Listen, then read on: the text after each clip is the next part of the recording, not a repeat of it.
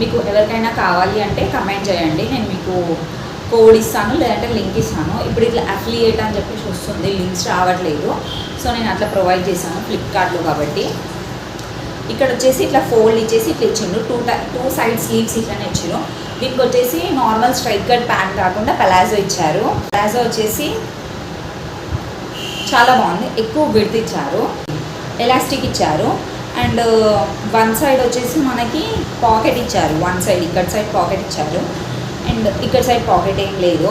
Same straight cut కాకపోతే palazzo. చూడండి మీకు ఇట్లా చూస్తే అర్థమవుతుంది, ఇది వచ్చేసి palazzo. To bottom same width ఇచ్చారు, కింది వరకు వచ్చేసరికి విడ్త్ ఏం తగ్గించలేదు.